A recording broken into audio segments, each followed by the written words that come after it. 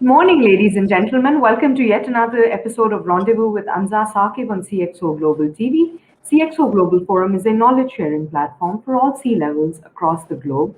We take massive pride in contributing to the knowledge economy with our league of extraordinary ladies and gentlemen who are not only domain experts but key thought leaders who have made significant contributions to the fields that they're working in. Today, as well, we are interviewing a very special lady. Please welcome Miss Moneeza Butt, who's the partner at KPMG Taseer Hadi and Company. Welcome to the show, Moneeza. Thank you, Anza. When we talk about women in leadership, corporate leadership in particular in Pakistan, you are a name that definitely comes to mind. And, everybody sort of knows about your profile. You're one of the pioneering women in audit and part of the Big Four. So, what a journey. But what I want to start with today is knowing where your personal journey began, where you grew up, what kind of sort of struggles you saw, what experiences you had along the way. Okay, thank you, Anja. I'm very flattered by the introduction you've given to me. Um, so my personal journey, I would say, I came from a family of doctors, and my father was a leading surgeon, and all my siblings are doctors, and not only doctors, they're surgeons, in fact. And when I was growing up, it was taken for granted that I will also opt for the field of medicine. But I believe since the very beginning, I had a very rebellious streak in me. I always wanted to do something different, and and to make my name in whatever I do. So, I kept telling my mother that I do not want to pursue medicine as a career. And back, I'm talking about like the 80s, the early 80s, where only medicine was supposed to be one of the respectable professions that women could take up.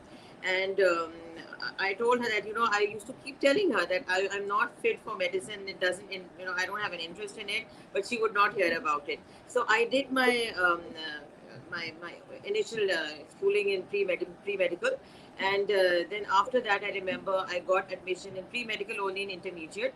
But one day, you can't control a rebel for too long. So one day I just went and changed my subjects myself to pre-engineering, and I Mhm. decided that I would like to go to IBA and do MBA, because at that time IBA was it still is a great institution, but that was it used to be like a fad. Everybody was going to Yeah. IBA alums and all.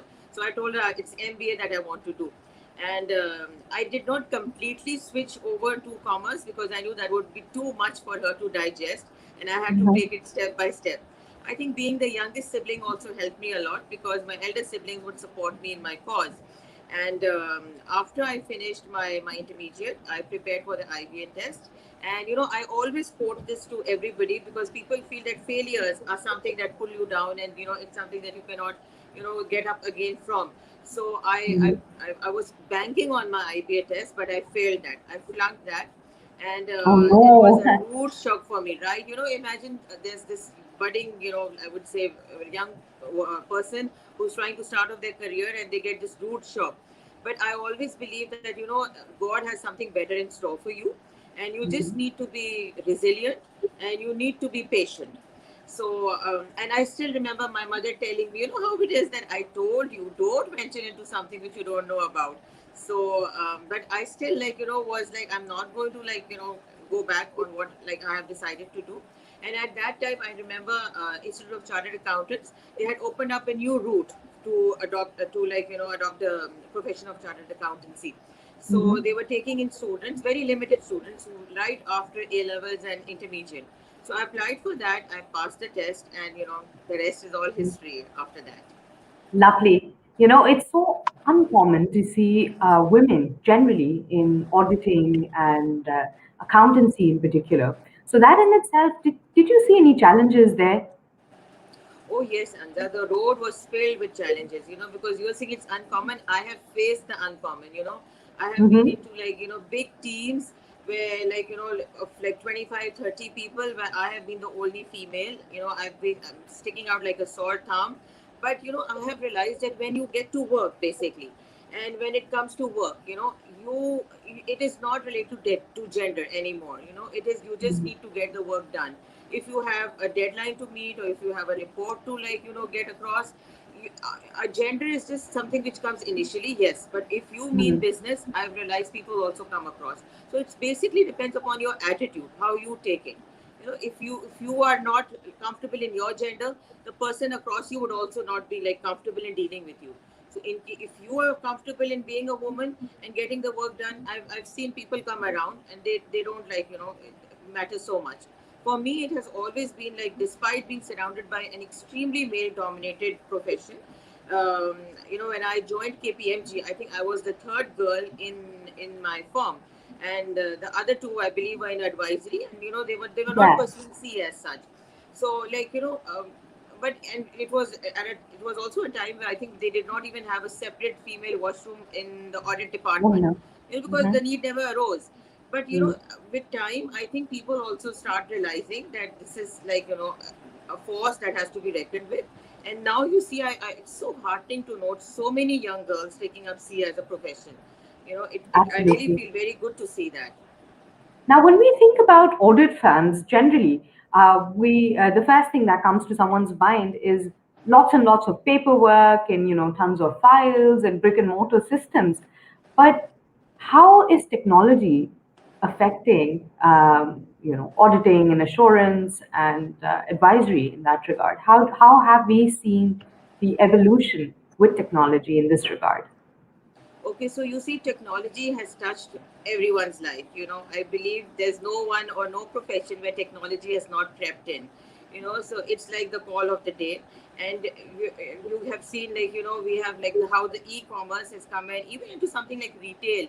We've seen how technology has come in. We've seen technology change the face of, like, how we are meeting right now. Mhm. And with all the Zoom and StreamYard and all. So our profession is also not one of those which has not been touched by technology. So initially, what you're talking about, all those files and that, the loads of paperwork that we had to deal with, now we have Mhm. audit softwares. And Right. because of that, I feel that life has also become a lot easier.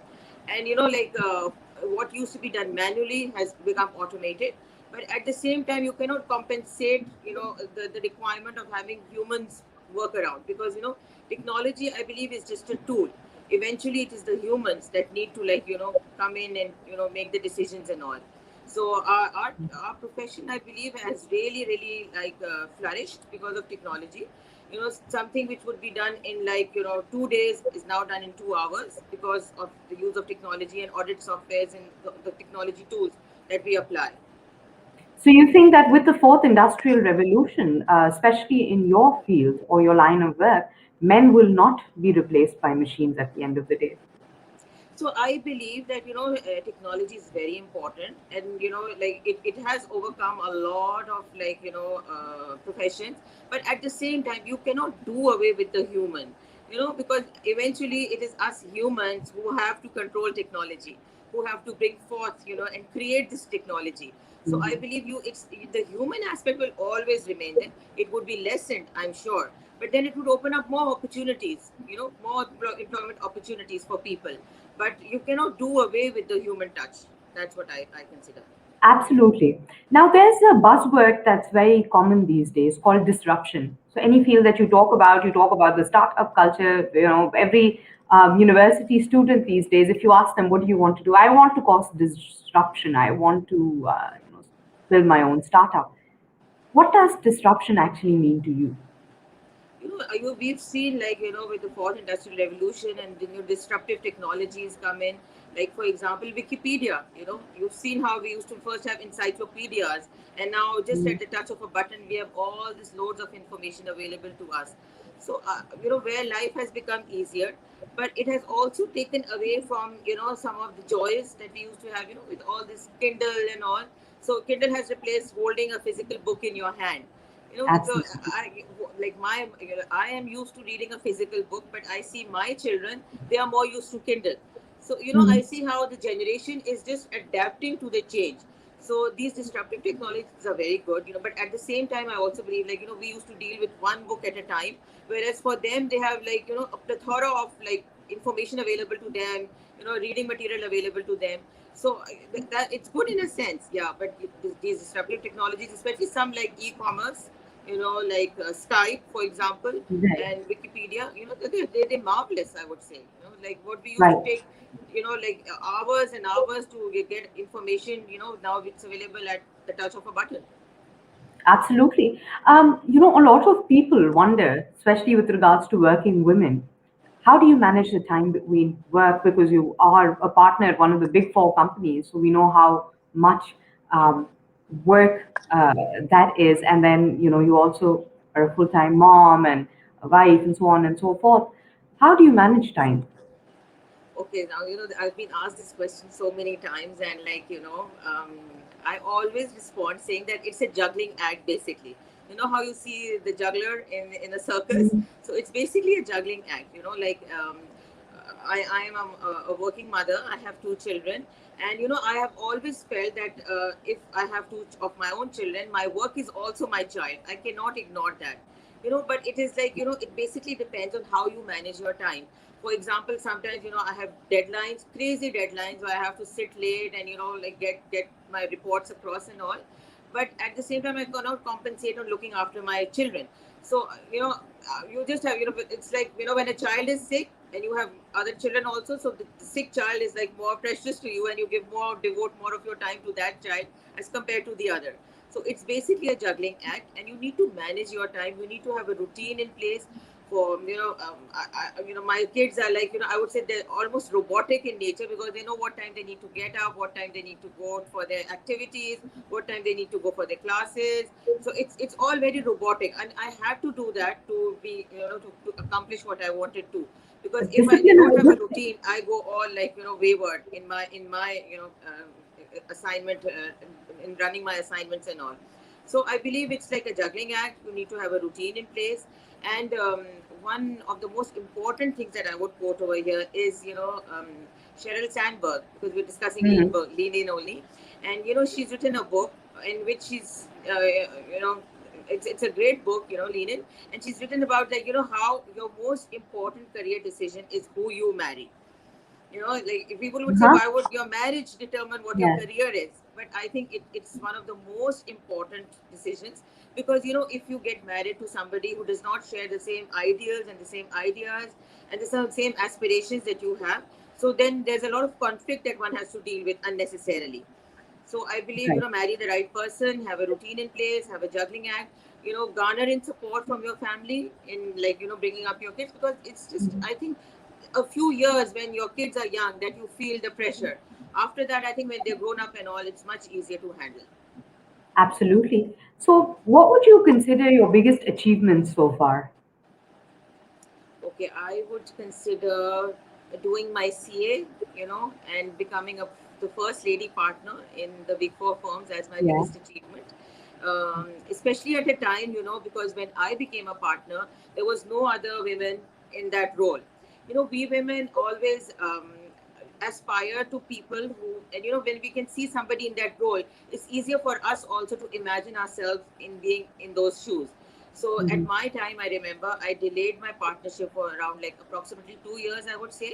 And here I Mhm. had my senior partners and the KPMG Pakistan leadership asking me to come on board as a partner. And I was delaying it because, being so unassured and unassuming and not confident about my abilities. Although, if they had spotted me to be like, capable for partnership, and still I was not sure.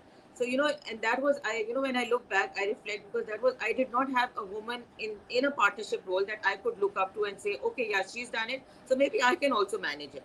So I and now I have so many women come up to me and tell me like, you have been an inspiration for us to pursue this career, to like take up leadership roles. And that's very heartening for me, and I feel that is my greatest accomplishment, because it's like giving back to the community that I have come from. Absolutely. And speaking about women in leadership, now for Pakistan, I know now we have built a way more conducive environment for more women to come into corporate leadership. However, where do you still see the gaps? Okay, the gap is always going to be until we do not push, from the input angle, because we have women who like pass their exams, they qualify, but they do not pursue their careers owing to family or some other reasons. So until and unless we do not have a supportive infrastructure, because the pipeline has to keep on moving. So we see that there are women in top leadership positions, and then there are women in like very low level positions. So you need to keep the line moving, and that is where I believe that the government needs to step in. It needs to make it mandatory for certain organizations to have an infrastructure which supports females, because naturally you cannot deny the fact that a woman is going to have kids, she's going to get married, she will need to take some time off, she'll need to have some form of support in rearing up her family, because her duties are quite different from a general man. So a proper infrastructure is definitely required for the pipeline to keep moving. Do That's you the think we have equity in the South Asian workplaces for women in so terms of pay, in terms of leaves? so I believe the gap will always be there till we do not, till it does not become that we stop talking about women empowerment and all. If we're talking about it, means the gap is there. So the equity is definitely not there because the infrastructure is not there basically. So a lot needs to be done to be equitable and to provide equity basically. The equality and equity part that really needs to be addressed. So the women leaders and are very few and far between. So we need to fill in those gaps, and those gaps will be filled in when the pipeline keeps on moving. Let's talk about men and women now, students in particular. Do you think we're doing enough to bridge our industry academia linkage gap? I believe that what is taught basically in the academia, that has to be more practical. We read the bookish aspect, then the literal aspect is too much being taught in the academia. What they need to give in is the proper practical aspect of education, which I believe is lacking. But that is why I believe that CA as a profession, over there the gap is very less, because when a CA student comes after giving their foundation exams, they're required to article for 4 years. In those Yes. 4 years, they get the taste of how the practical life is. What practical problems, solutions, how whatever they have read about, whatever they have learned through the academics is applied. So basically, I believe this should be practiced in other fields of Absolutely, profession but also. that's the difference between undergrad education and then professional qualifications at the end of the day. Uh, Yes. but unfortunately, in our part of the world, there is still this narrative where people believe that I would much rather have my son or daughter get a proper degree than get a qualification, which is not really giving you a degree. Doesn't say that you're an MBA. What do you have to say to such people? I believe at the end of the day, whether it's a degree or a qualification, you need to see what is going to earn you your money, to Mhm. survive. So we've seen that if you have a good qualification, that also compensates for the degree, because it's basically your number of years of experience, and what you have learned over all these years that you've been working for, that really matters. So we've seen people who are just graduates, but they are at such good levels of such good positions, that basically after a certain time, I believe your degree, your qualification does not really matter. It's the years of experience that you have built on. So whether it's a qualification or a degree, it's basically how many years of experience you have accomplished. Right, absolutely. Now it's interesting, but people these days, all around us, we see that the world is no longer happening; it's happening. Everything is happening on an app. So be it disruptive apps like Kareem and Uber or Food Panda, Netflix, so on and so forth. Um, Post-pandemic, we've seen a rise in e-commerce as well. What do you see as the future of the e-commerce uh, ecosystem in Pakistan? I think the figures speak for themselves. You've seen how e-commerce has really flourished. I think 2 years back it was something like 52 billion, and now it's risen up to 96 billion in 2021, I believe, till now. And Right. the figures, I said, speak for themselves. It's flourishing, it's booming, especially in the pandemic. I believe e-commerce has really become the new norm for people, because they were restricted in their movement and all. And I think a lot of ladies required retail therapy as well. So we've seen how e-commerce has really flourished, and I think it's the call of the day. I don't think people can do without it. Even now we have whenever a new entrepreneur enters the market, so I think the first thing that they want to do is establish their website, how they can get the online orders and all, because that's become the new norm, basically. Is it easier for you people to audit e-commerce businesses Well, because all that the has its transactions own are online? implications. Yes, yes. So that has its own implications, basically, because of like how you are going to record your transactions. But if you have a proper Absolutely. control system in place, it's easier. It's definitely easier. It depends basically on the control system that you initiate in processing those transactions. What is your biggest audit nightmare? My biggest audit nightmare, my God. Okay, so there are quite a few basically, but Mhm. one that has stayed with me is when I audited PIA, and this was in the year 2000, where there was Mhm. not too much automation also over there, and Mhm. we needed to conclude on the unearned revenue. So I remember that was a Mhm. matter of great debate and great discussion and late nights, and because at that time we used to have a flight coupon and a passenger coupon, and we needed to see how many flight coupons were Mhm. taken off. So that was, I think, one of the biggest audit nightmares that I had. Lovely. Um, Now, we have seen that with this government in particular, there's a lot of talk about the vision for a digital Pakistan, a digital, more progressive Pakistan. We've seen that happen this time with the budget as well. There are lots of incentives and tax rebates for the IT and telecom sector in particular. What is your opinion on the current budget?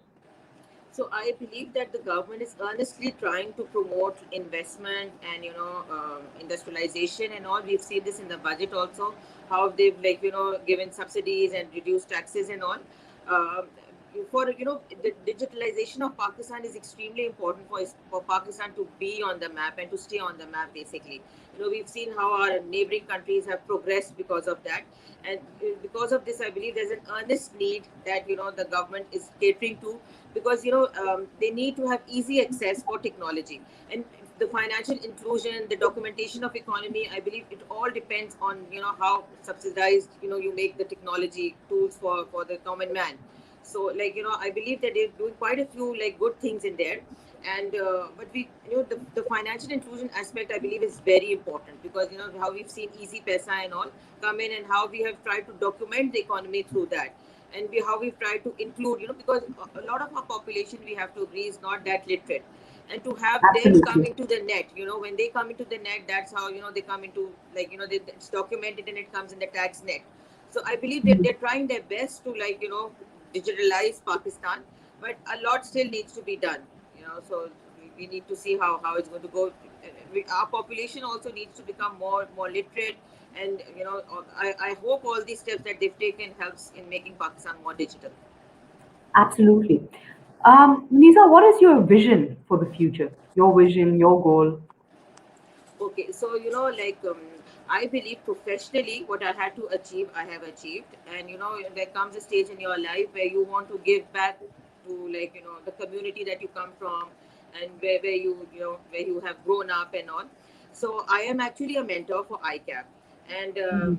this is a subject really close to my heart, because when I was growing up and I was at ICAP and studying as a student, I did not have any mentor, and there were so many decisions which I had to take, and it was just by luck, I think, or by fluke, where where my decisions were right or wrong. So I believe mentoring is very important, and I want to mentor young professionals, whether male or female, and I also believe that going ahead, I want to build a women's shelter program, where women, where we can teach women vocational something, where they can be independent, financially independent, and they can earn a living. So these two matters are very close to me, and this is what I want to do in the future, basically. Lovely. Such wonderful thoughts. What inspires you? Okay, I am basically a very spiritual person. So what really inspires me is our Prophet Sallallahu Alaihi Wasallam, and how, when I keep reading about him and his his life and all, and the way he led his life is such a great example for all of us. So that is something which is a big inspiration for me, and I try to follow his example as much as I can, and I hope I succeed in the end. Beautiful thought indeed. You mentioned mentors and mentorship. Did you have a mentor, and what was the best piece of advice that you've received so far? Okay, so as I said earlier, it is something very close to my heart because I did not have any mentor, and whatever decisions I took, they were just by chance, whether they were right or wrong, and I had to bear the repercussions of it. So I believe mentoring is very, very important. I wish I had a mentor, and that is why when this initiative came up in ICAP, I was a staunch supporter. I am one of their mentors, and I would not only like to mentor CA professionals, I'd like to mentor other people as well.